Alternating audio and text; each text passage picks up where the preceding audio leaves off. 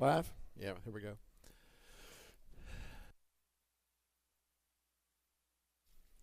So the elders ask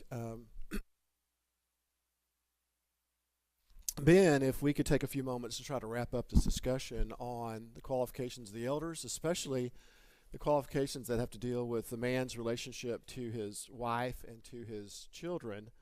And so we felt it was rushed really toward the end there. We really didn't get to conclude, and so we'd like to do that. So we're going to take a few minutes at the outset, then we'll turn it back over to Ben and let him continue with Isaiah. So why don't we begin with a word of prayer? I didn't ask Wade Casey, but Wade, would you lead us in a prayer tonight? Our dear Lord, Heavenly Father, we thank you for this time to come together as brothers and sisters to look into your word, how to rightly divide what you put forth in your word for us. Lord, we thank you for being our Father, for allowing us to have a relationship with you. We're so thankful for such a loving and forgiving Father. We're so truly blessed. Lord, we pray as we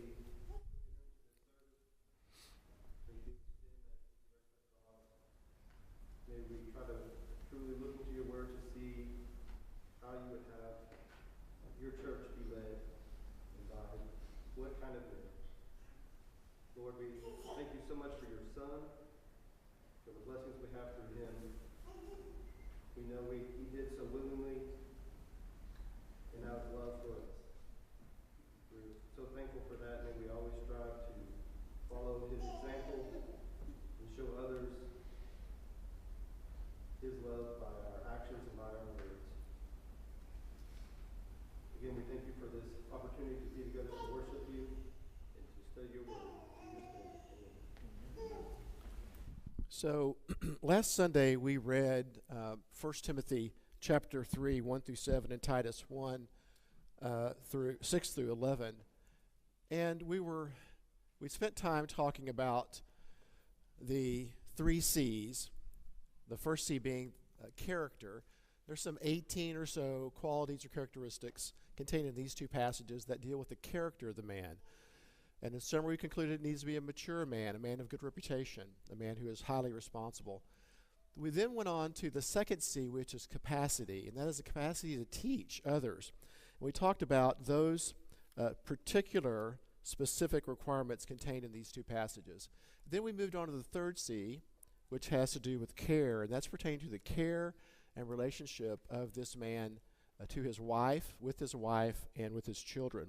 In particular, we're looking at in 1 Timothy chapter 3, we're looking at verse 4 and verse 5, one who rules his own house well, having his children in submission with all reverence.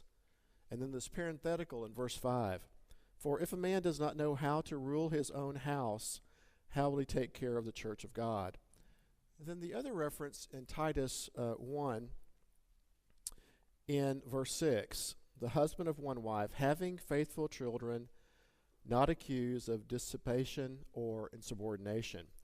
So I think where we left that, as we sort of hurried at the end, was a discussion of the question of what does it mean to have faithful children.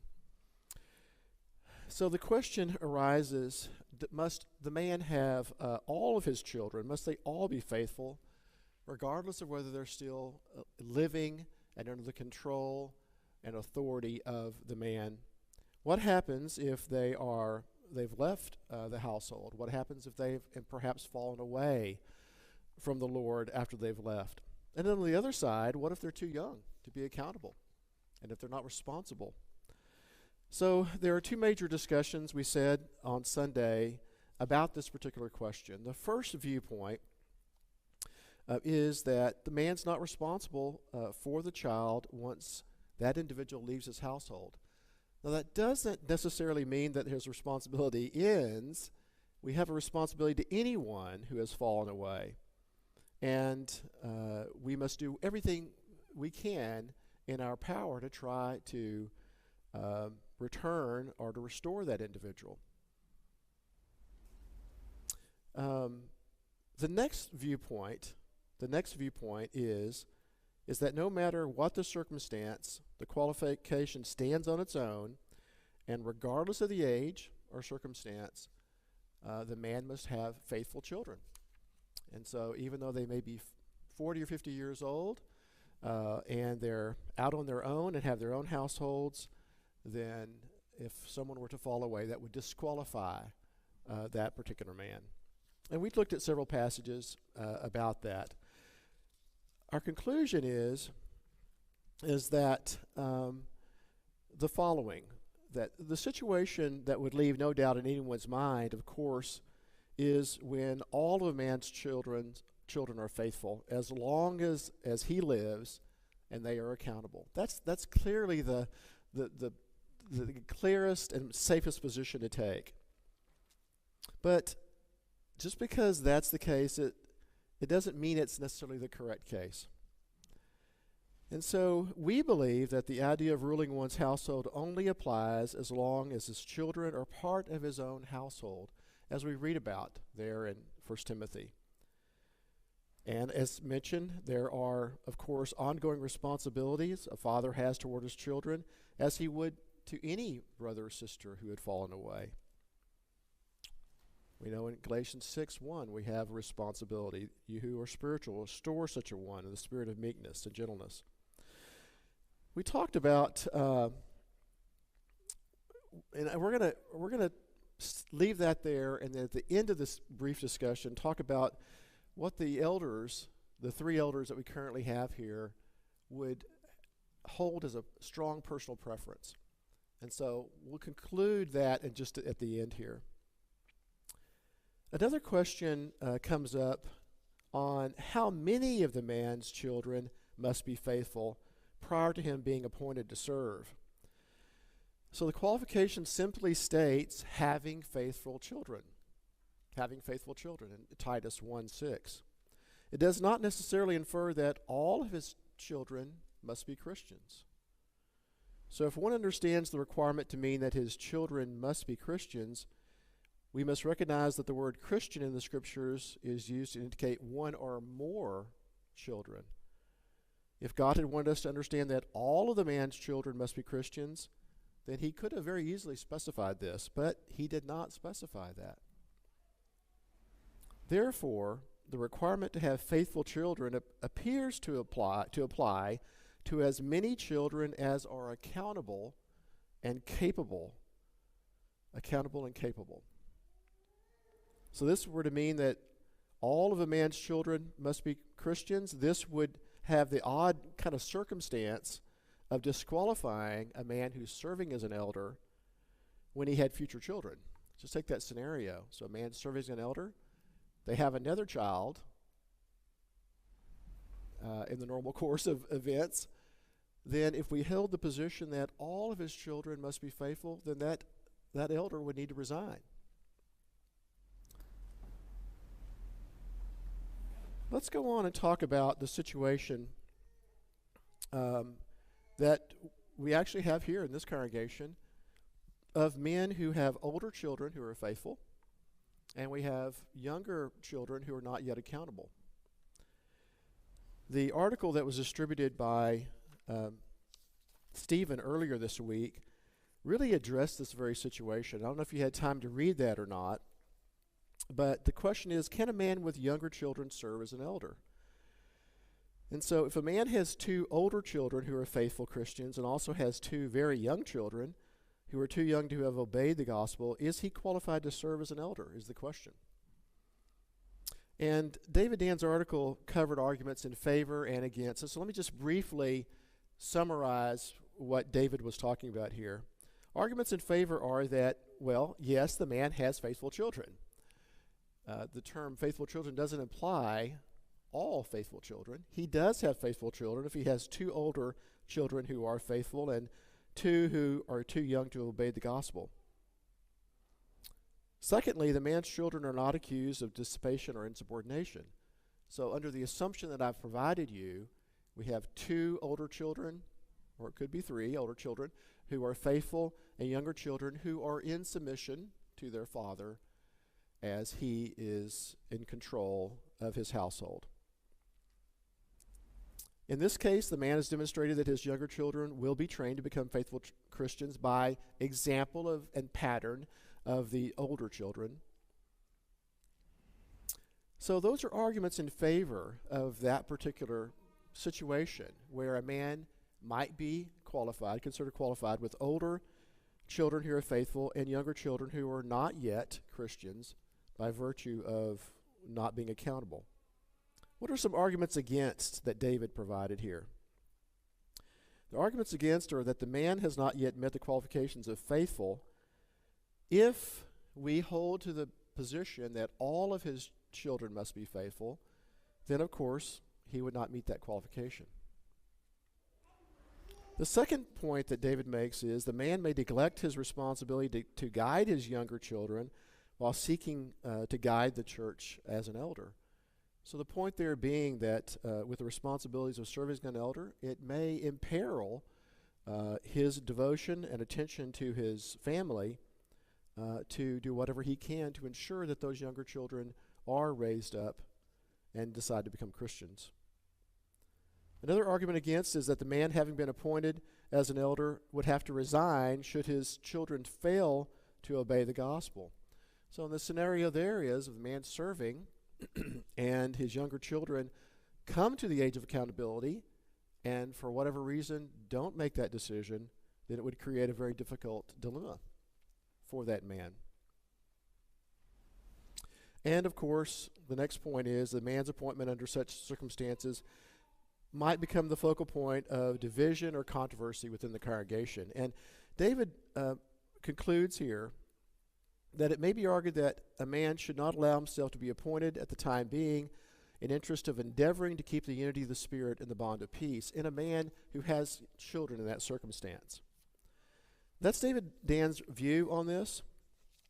And again, there is a lot of judgment involved in that particular circumstance. It's the position of this eldership that we don't see anything specifically in the spiritual qualifications that would disqualify a man from serving as an elder in this scenario.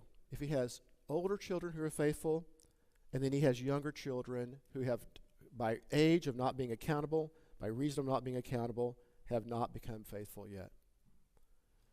Now, saying all that, it could lead to controversy pertaining to the appointment of that man.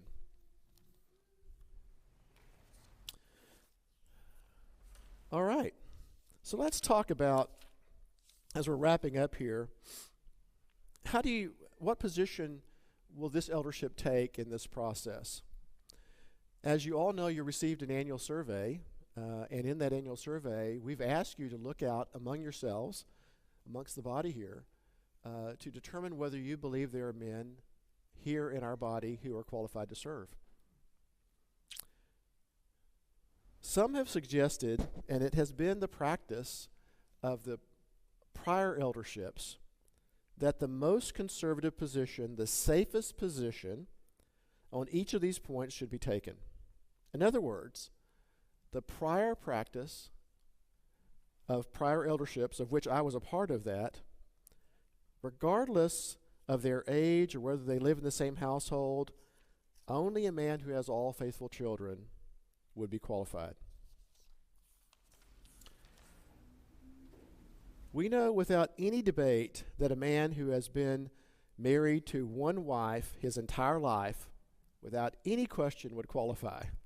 And we also know that any judgment, without any judgment at all, that a man who has all Christian children would qualify under these family qualifications without any question at all. However, this does not mean those are the only ones that could qualify under the provisions that we read about in 1 Timothy and Titus. As stated on Sunday, we believe that requiring more or less than the Scriptures command is an unsafe practice. If we were to require or demand more than what's revealed, we could possibly sin and risk restricting ourselves to the point that we may be harmed by it. If we bind more than is revealed, it may mean that the congregation may not have elders for many years. If we allow or loose more than what is revealed, we could possibly sin and find ourselves with men who are unqualified to serve.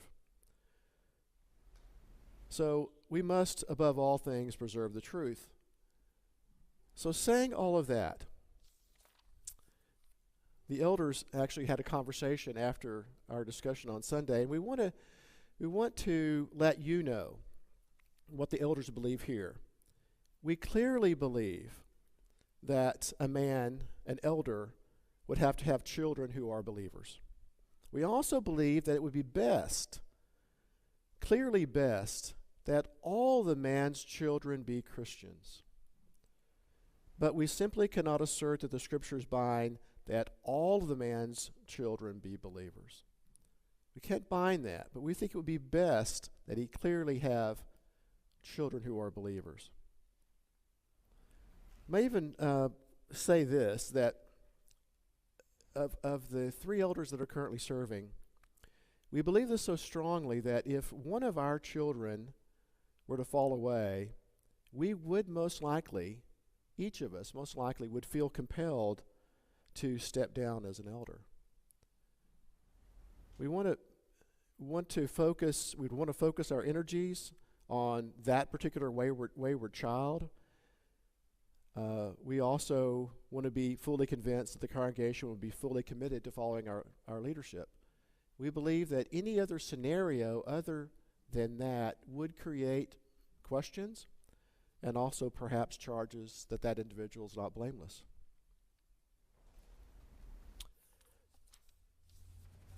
So let's continue on